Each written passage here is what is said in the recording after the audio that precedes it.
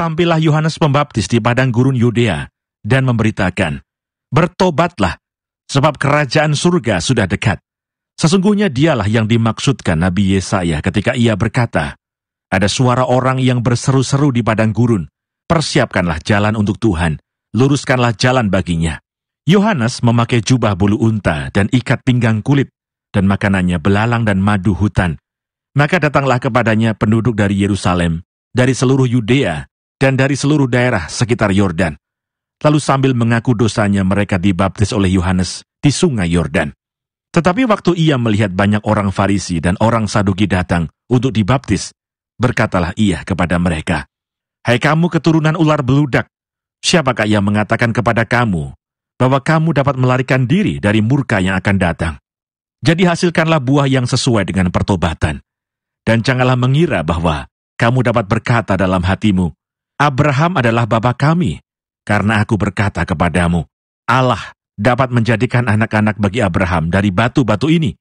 Kapak sudah tersedia pada akar pohon, dan setiap pohon yang tidak menghasilkan buah yang baik pasti ditebang dan dibuang ke dalam api. Aku membaptis kamu dengan air sebagai tanda pertobatan, tetapi ia yang datang kemudian daripadaku lebih berkuasa daripadaku, dan aku tidak layak melepaskan kasutnya. Ia akan membaptiskan kamu dengan Roh Kudus dan dengan api. Alat penampi sudah di tangannya. Ia akan membersihkan tempat pengirikannya dan mengumpulkan gandumnya ke dalam lumbung. Tetapi debu jerami itu akan dibakarnya dalam api yang tidak terpadamkan." Advent itu artinya menunggu. 30 hari kita menunggu sampai kelahiran Yesus. Itu maksudnya Advent. Selama minggu Advent kita merenungkan tentang menantikan Juru Selamat. Dan menantikan Juru Selamat itu artinya apa? Kita menantikan kelepasan, kemerdekaan, kita menantikan pertolongan sebenarnya. Orang-orang yang menantikan pertolongan adalah orang-orang yang butuh pertolongan. Kalau orang nggak butuh pertolongan, tidak akan menantikan pertolongan. Betul kan ya? Nah, hari ini saya mau mengajak kita untuk melihat tokoh yang selalu dibicarakan di Minggu Advent, yaitu Yohanes Pembaptis. Yohanes Pembaptis ini siapa? Kalau kita baca di Injil, kita akan temukan dia ini kerabatnya Yesus. Kita nggak bisa ketemu pohon keluarganya Yesus, sehingga kita nggak tahu Elizabeth dan Maria itu berkerabat dari jalur mana.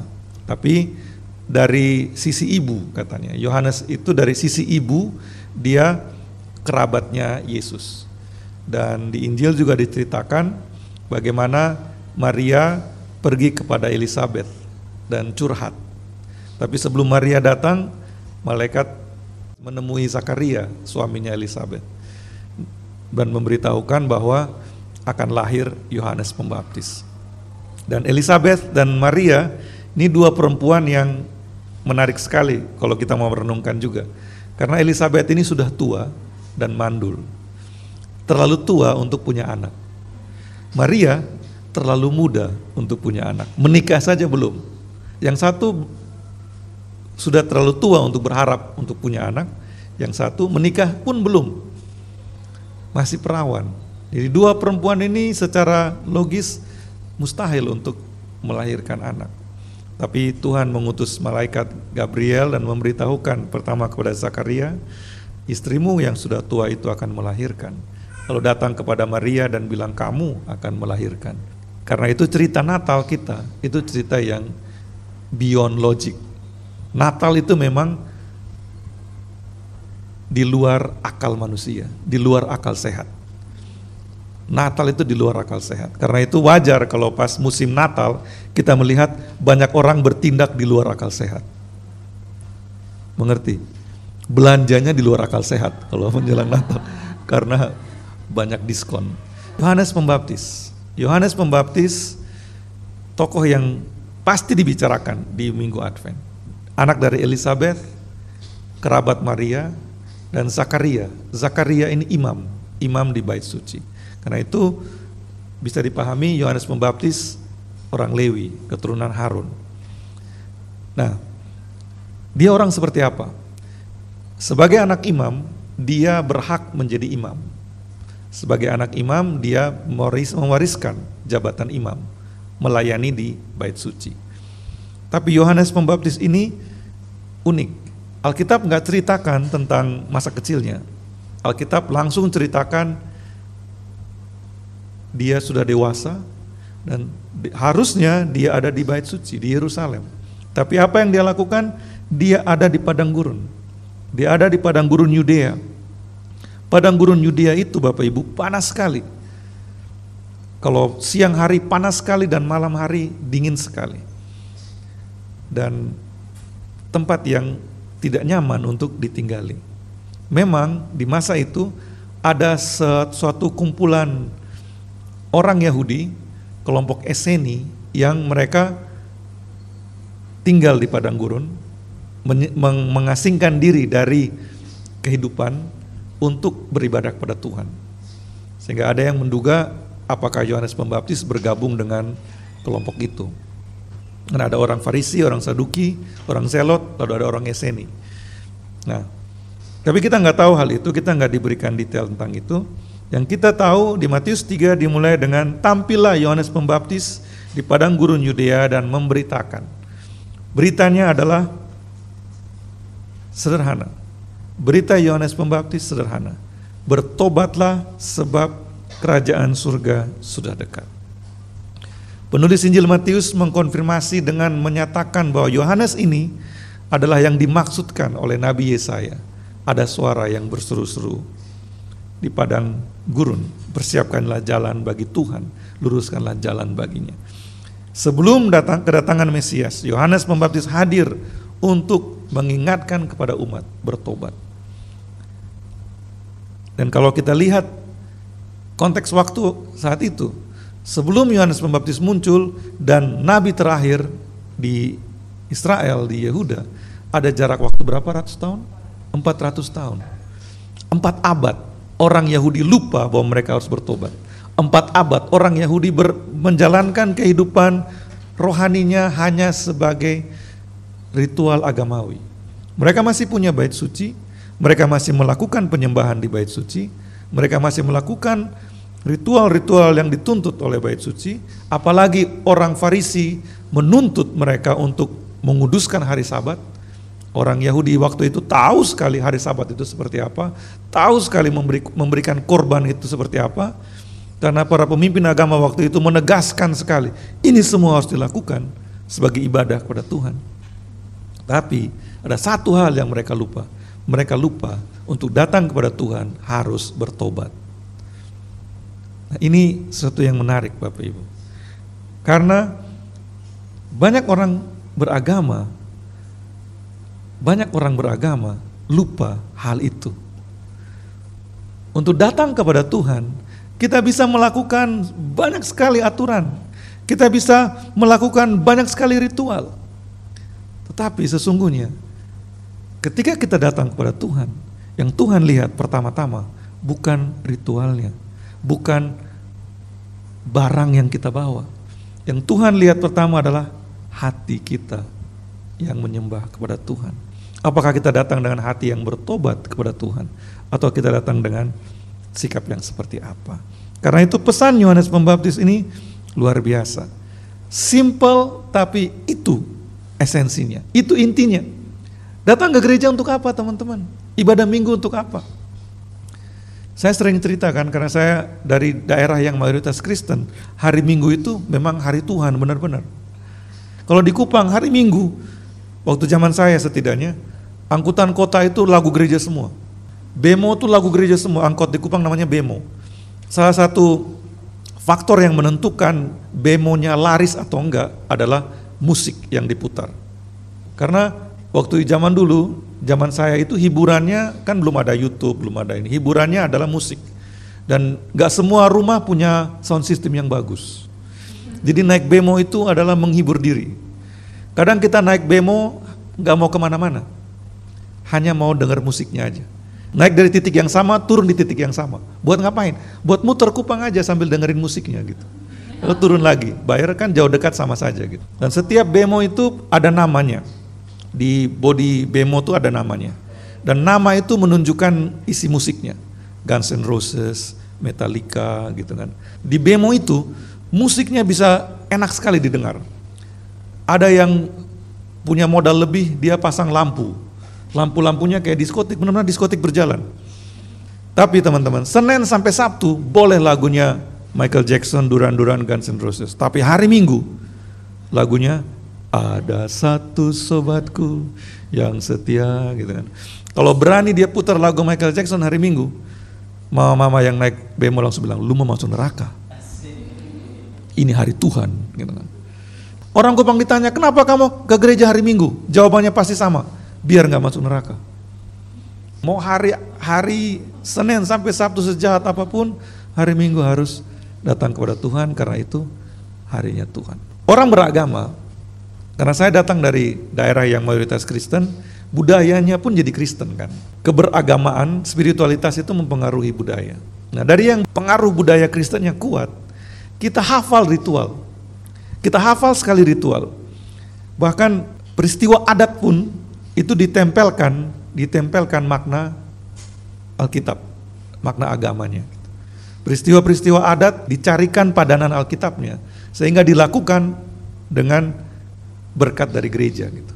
Nah, yang saya mau bilang teman-teman, yang tadi itu, ketika kita fokus pada ritual, ketika kita fokus pada tradisi, adat istiadat, akhirnya kita lupa datang kepada Tuhan itu esensinya apa. Datang kepada Tuhan itu apa yang Tuhan lihat dari kita. Itu sisi tradisionalnya.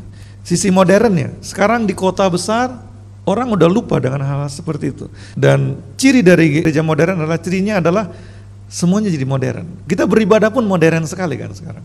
Secara modern pun, orang modern pun bisa terjebak dalam ritual, rutinitas. Musiknya harus battle worship, atau musiknya harus Sydney Mohede, baru kita bisa merasakan hadirat Tuhan, baru ngangkat katanya gitu. Teman-teman, Yohanes Pembaptis hadir untuk menyiapkan umat beribadah kembali kepada Tuhan. Penting untuk kita dengar pesan dari Yohanes Pembaptis, bertobatlah. Karena Tuhan mencari orang-orang yang bertobat. Tuhan mencari orang-orang yang beribadah kepadanya dengan hati yang bertobat, dengan hati yang tertuju kepada Tuhan. Kita datang beribadah Minggu bukan karena takut masuk neraka. Kita datang kepada Tuhan beribadah bukan karena kita suka dengan musiknya, atau bahkan bukan karena kita suka dengan khotbahnya. Lucu Pak Pendetanya gitu, kalau ibadah di situ ketawa terpingkal-pingkal. Atau wah Pak Pendetanya mengharukan, kalau ibadah di situ nangis semua jemaatnya gitu. Atau Pak Pendetanya penuh kuasa, kalau ibadah di situ tumbang-tumbang semua orang gitu. Kenapa kita beribadah? Kita beribadah karena kita mencintai Tuhan. Kita beribadah karena kita mensyukuri keselamatan yang kita terima dari Tuhan. Kita beribadah karena kita sudah bertobat, teman-teman. Kata bertobat yang Yohanes Pembaptis pakai, teman-teman tahu? Kata bertobat bahasa Yunani yang Yohanes Pembaptis pakai sama dengan yang Paulus pakai, metanoia. Artinya ketika Yohanes Pembaptis bilang bertobatlah, dia bukan bilang jadi Kristen lah, pindah agama lah, bukan. Dia bilang berubahlah cara berpikirmu, pembaharuan budimu, bertobat. Pertobatan itu artinya berbalik arah, artinya cara berpikir, gaya hidup berubah sama sekali. Karena itu kita lihat Yohanes seperti apa. Yohanes ini revolusioner orangnya. Dia harusnya ada di bait suci melayani sebagai imam, tapi dia malah tinggal di padang gurun Yudea. Pakaiannya gimana? Dia memakai apa katanya? Jubah bulu unta. Kaya sekali Yohanes Pembaptis itu. Bulu unta kan mahal tuh kalau zaman sekarang. Jubah bulu, mantel bulu, ikat pinggang kulit Yohanes Pembaptis, tapi pakai jaket bulu unta dan ikat pinggang kulit bukan karena dia kaya, tapi karena dia memang tinggal bersama dengan binatang-binatang itu. Lalu makanannya belalang dan madu hutan. Orang yang tidak akan diundang khotbah di gereja biasanya, itu Yohanes Pembaptis. Tapi manusia itu lucu. Yang unik ternyata bisa menarik juga. Karena dia unik penampilannya, orang-orang datang. 1-2 orang dengar dia, akhirnya cerita dari mulut ke mulut, akhirnya banyak sekali yang datang. Datanglah kepadanya penduduk dari Yerusalem, seluruh Yudea, seluruh daerah sekitar Yordan. Artinya banyak sekali orang datang kepada Yohanes. Dan mereka mengaku dosa, dibaptis oleh Yohanes. Kok bisa begitu? Karena Roh Kudus yang bekerja. Karena Allah yang mengutus Yohanes. Kalau mau jadi hamba Tuhan, yang pertama harus dipastikan adalah ketika kita melayani Tuhan. Kita melakukan panggilan Tuhan, bukan yang lain. Zaman sekarang ada banyak caranya untuk terkenal. Jadi selebgram, pastorgram gitu kan. Khotbahnya pendek-pendek aja yang klise-klise tapi orang suka dengar. Wah, jadi viral di TikTok. Katanya kalau mau terkenal ada rumus-rumusnya di Instagram lah, di TikTok lah. Oke, itu nggak apa-apa, itu sarana. Tapi lihat Yohanes Pembaptis, dia lawan arus semuanya. Dia nggak gaya-gayaan. Khotbahnya juga nggak enak. Nggak ada bercanda-bercandanya kalau Yohanes Pembaptis khotbah. Tapi karena Tuhan yang memanggil dia, Tuhan yang mengutus dia, orang berbondong-bondong datang. Dan orang bertobat, teman-teman. Padahal khotbahnya seperti apa? Di ayat 7, teman-teman bisa baca kan? Waktu dia lihat orang Farisi Saduki. Bayangkan, saya pengkhotbah, orang gak kenal, saya baru mulai khotbah. Tiba-tiba ketua sinode datang, dengarkan khotbah saya. Rasanya gimana? Ketua klasis datang, dengarkan khotbah saya. Dia kalangan jemaat ada, wali kota, bupati, yang kebetulan Kristen datang dengarkan khotbah saya. Biasanya pendeta akan gimana? Wah, senang. Lalu khotbahnya mulai nyeneng-nyenengin gitu kan. Tapi lihat ayat 7, Yohanes bilang apa? Ketika dia lihat para pemuka agama mulai datang, dengerin khotbahnya, dia bukan GR, wih sekarang saya mulai makin terkenal. Dia malah bilang, hai kamu keturunan ular beludak. Bayangkan, ketua sinode datang lalu ditunjukin, ular beludak kamu. Sadis kan? Sadis banget, dia hanya memberitakan firman Tuhan. Siapakah yang akan mengatakan kepada kamu bahwa kamu dapat melarikan diri dari murka yang akan datang? Ngeri banget. Pemimpin agama datang, dia bilang, ular kamu, masuk neraka kamu semua. Bisa begitu? Kalau berkhotbah tiba-tiba bupati datang, gubernur datang, koruptor kamu, masuk neraka kamu.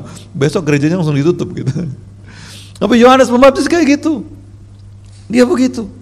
Ular beludak, kamu akan mati semua di neraka. Mau yang datang orang biasa, mau yang datang yang orang pemimpin agama, mau yang datang pejabat, Yohanes Pembaptis pesannya sama, bertobat. Kalau enggak bertobat, masuk neraka. Kalau enggak bertobat, binasa. Ayat 10 lebih ngeri lagi, kapak udah tersedia. Kapak udah tersedia, tinggal dibantai aja kalian. Sadis banget bahasanya Yohanes Pembaptis. Jadi kita nggak usah lanjutin ayat 10 sampai 12 itu, teman-teman baca sendiri, itu serem banget. Jadi gimana pesannya bagi kita hari ini? Pesannya bagi kita hari ini adalah kita semua perlu menyambut Tuhan dengan bertobat. Kalau kita nggak bertobat, kita akan menghadapi hukuman. Tuhan bilang kalau kita bertobat, kita diampuni, dosa kita dihapuskan. Tapi Tuhan juga bilang, firman Tuhan juga bilang, kalau kita nggak bertobat, kapak sudah tersedia, hukuman sudah tersedia. Nah, jadi gimana? Ini firman yang menakutkan sekali. Ini pesan yang menakutkan sekali. Menantikan Natal kita dihadapkan pada firman yang menakutkan sekali. Bertobat nggak? Tapi satu hal yang saya mau cerita teman-teman, seringkali masalahnya adalah kita bukan gak mau bertobat. Seringkali masalahnya adalah kita belum benar-benar paham bertobat itu artinya apa. Lebih parah lagi adalah ada banyak yang mengajarkan pertobatan dengan makna yang salah. Bertobat itu apa? Bertobat itu bukan hanya bilang, ya saya salah. Oke, itu langkah pertama, saya salah. Sadar, saya salah. Tapi bertobat, metanoia teman-teman, itu sesuatu yang lebih dalam daripada sadar, saya salah. Kamu kok datang terlambat terus? Ya saya salah, minta maaf, saya bertobat. Oke, tapi metanoia artinya menyadari bahwa apa yang dilakukan itu salah dan dengan sungguh-sungguh tidak mau melakukan lagi karena tahu betul itu salah. Ada sebuah cerita, kisah nyata. Teman-teman mungkin tahu dua orang ini, atau setidaknya salah satunya, Roland Hazard dan Carl Gustav Jung. Carl Jung itu psikiater di Swiss yang terkenal sekali. Dia terkenal sekali, kalau anak-anak belajar psikologi harus belajar teori-teorinya Carl Jung, C.G. Jung. Roland Hazard siapa? Roland Hazard nggak tahu. Di Indonesia mungkin nggak terlalu terkenal karena di Indonesia Alcoholics Anonymous tidak terlalu besar. AA, Alcoholics Anonymous itu lembaga yang menolong orang-orang yang kecanduan alkohol. Di Amerika itu besar sekali, karena orang Amerika memang banyak yang bermasalah dengan alkohol. Nah, Roland Hazard ini dari keluarga yang kaya, orang yang keluarganya kaya sekali. Tapi dia punya masalah besar dengan alkohol. Dicoba berbagai cara, dia nggak bisa lepas dari kecanduan alkoholnya. Dan karena keluarganya punya banyak uang, Roland Hazard dikirim ke Dr. Jung, Carl Gustav Jung, ke psikiater paling top di dunia yang ada di Swiss. Dan dia dikirim ke sana. Selama waktu yang cukup lama, Roland Hazard ditangani oleh Carl Jung. Dan Carl Jung pun memakai semua teori saintifiknya dengan ilmiah. Dia menolong Roland Hazard untuk bisa melepaskan ketergantungannya terhadap alkohol.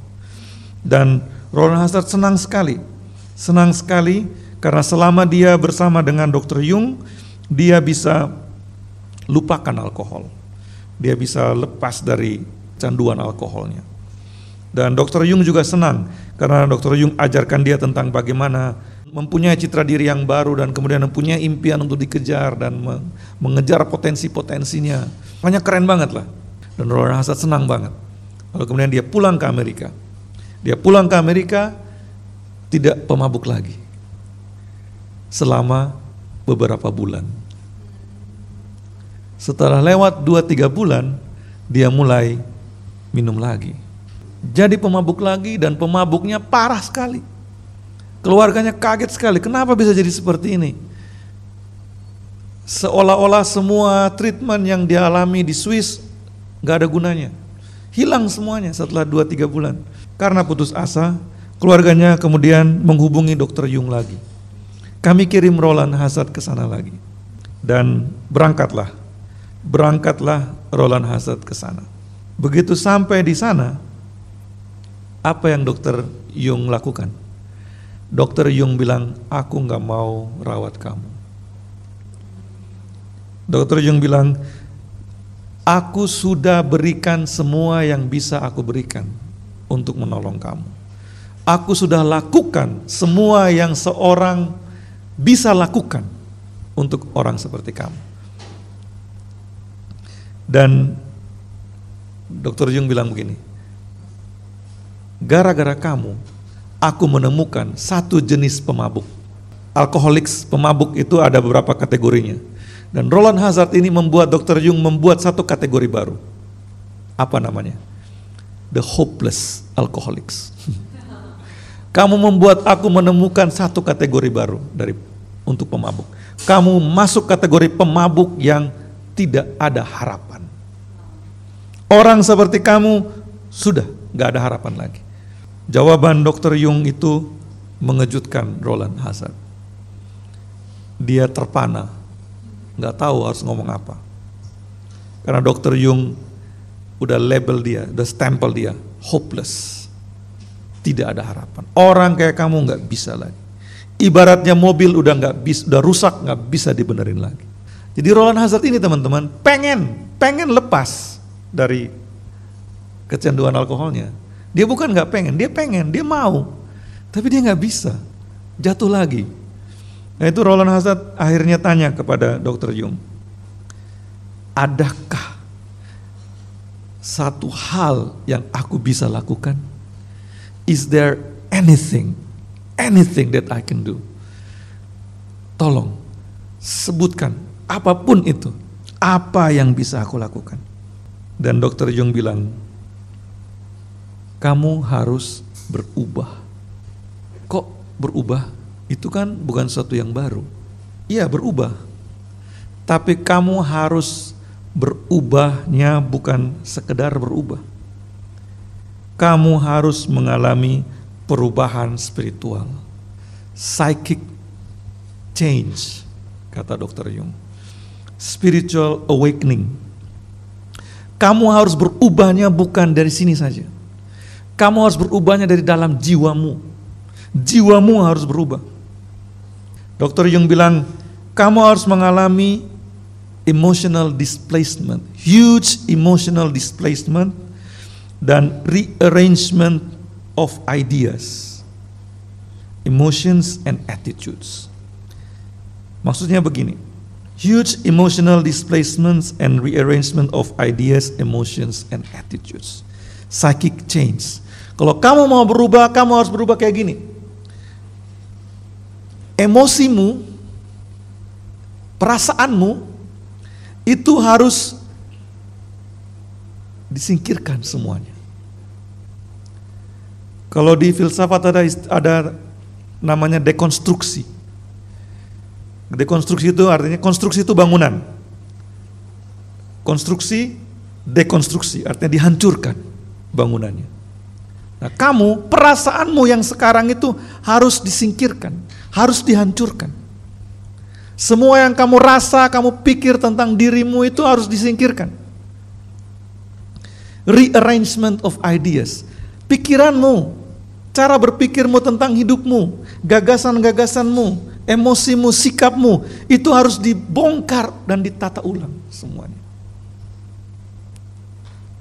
Ini teori psikologi. Kalau orang mau berubah, lepas dari kebiasaan buruknya, bukan cuma sedikit-sedikit berubahnya, bukan. Tapi displacement, benar-benar dibongkar habis semuanya. Dihancurkan konstruksi yang sudah ada itu, dihancurkan semuanya. Itu istilahnya Dr. Jung, psychic change. Perubahan spiritual. Dr. Jung hidup di abad 20. Tapi Paulus udah bilang di Roma 12, berubahlah oleh pembaharuan budimu. Metanoia. Yohanes Pembaptis sudah teriak-teriak di padang gurun Yudea, metanoia, maka kalian akan selamat. Mau bertobat, metanoia.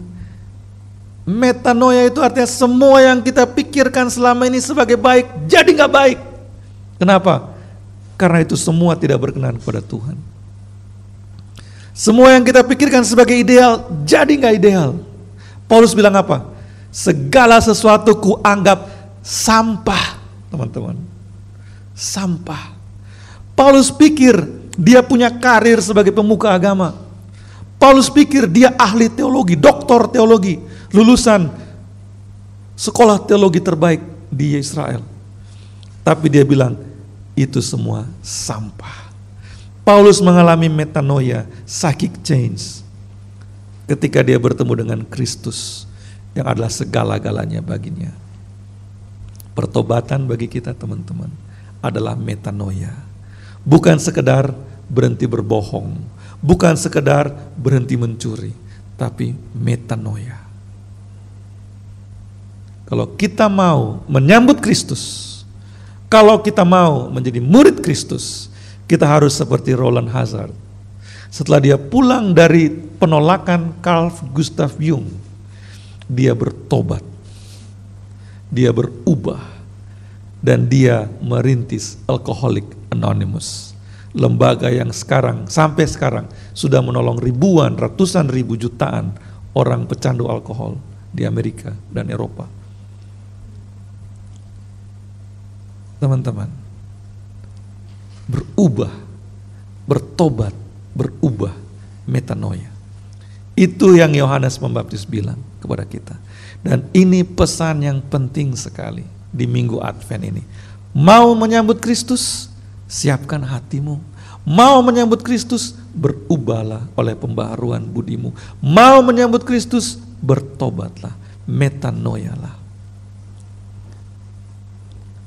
Kalau dengar seperti ini, dengar kata-kata keras seperti ini, kadang-kadang kedagingan kita langsung keluarkan dalih, langsung keluarkan alasan. Tapi kan. Kalau seperti itu, kita harus dengarkan apa yang dikatakan oleh salah satu produsen aparel terbesar di dunia. Just do it. Just do it. Nike bilang, just do it. Gak usah mikir teman-teman. Metanoia itu just do it. Lakukan saja. Lakoni wae. Genyang he. Lakukan saja. Just do it. Lakoni wae. Bikin su. Jangan pikir, jangan omong yang lain, jangan bawa yang lain. Just do it. Lakukan saja. Just do it. Metanoia. Teman-teman mau bertemu Kristus, teman-teman mau menjadi murid Kristus, teman-teman mau diberkati di dalam Kristus, mau mengalami segala kepenuhan ilahi di dalam Kristus. Metanoia. Lakukan saja.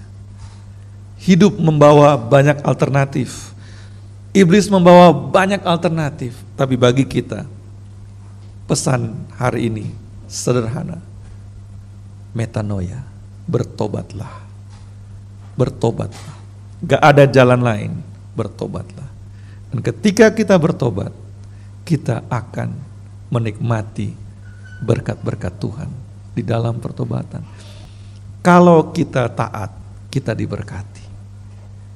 Kalau kita gak taat, kita binasa. Itu gak berubah. Karena itu Yohanes Pembaptis bilang bertobatlah. Dunia akan menghadapi resesi. Oke, hadapi resesi. Tapi yang lebih penting bagi kita adalah kita mengalami psychic change, perubahan budi, pembaharuan budi, pertobatan sejati. Dan saya berharap menantikan Kristus, menantikan Natal, kita merenungkan metanoia ini. Dan biar setiap kita, Jemaat Shine Jogja, memasuki tahun yang baru besok, menyambut Natal nanti, kita menyambutnya sebagai murid-murid Kristus yang telah berubah. Mari kita tunduk kepala, kita berdoa. Bapa di surga, kami mau mendengar pesan dari Yohanes ini bagi kami. Kami mau berubah oleh pembaharuan budi kami. Kami mau bertobat ya Tuhan. Tolong kami Roh Kudus. Ada begitu banyak hal yang ada di pikiran kami yang bisa menghalangi kami untuk tidak bertobat. Tapi Tuhan, kami mau melakukannya. Nah, Tuhan menghendaki kami melakukannya. Karena itu tolong kami ya Tuhan. Biarlah kami semua menyambut pesan Yohanes Pembaptis ini. Dan kami semua memberi diri kami untuk diubahkan di dalam kasih karunia Allah.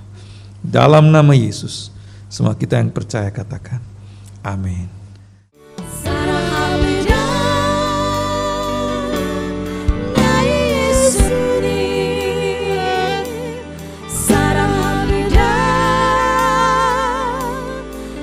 Cuma